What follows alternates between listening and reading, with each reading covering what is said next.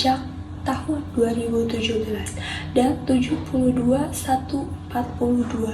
anak di bawah 19 tahun pinjam Rp 168 miliar. Banyak yang Gen Z awal. Menurut saya ini bukan cuma soal uang teman-teman, tapi trauma, stres, hutang menumpuk, bahkan ganggu kuliah. Media sosial sekarang tambah parah, iklan kayak mendadak di mana-mana, tapi jarang yang bahas risikonya. Pendapat saya, kita harus waspada, cek terlebih dahulu di situs OJK sebelum invest, dan ingat, kalau terlalu bagus untuk jadi kenyataan pasti ada jebakannya. Poin ketiga ada langkah praktis yang kita mulai hari ini.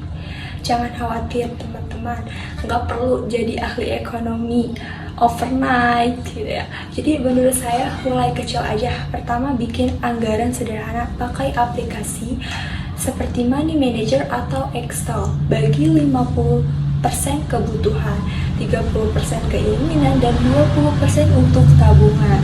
Dan kedua ada kita harus belajar dasar seperti ikuti webinar OJK gratis atau channel YouTube seperti Felicia Putri dicerna buat kita.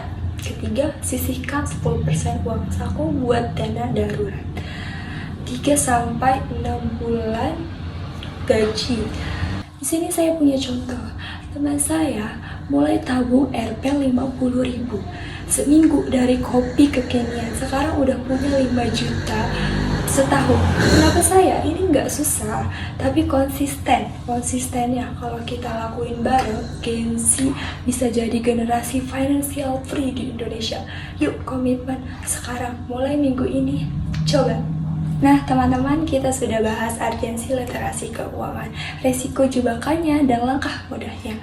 Menurut saya, Gen Z itu punya potensi besar, kreatif, dan cepat adaptasi, tapi tanpa melek finansial. Potensi itu bisa sia-sia.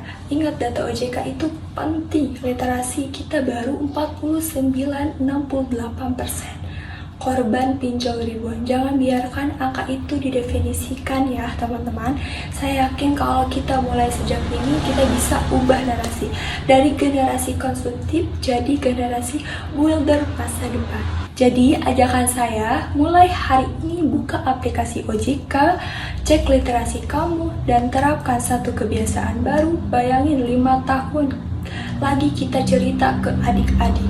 Dulu aku hampir salah, tapi sekarang aman. Terima kasih perhatiannya. Dadah teman-teman.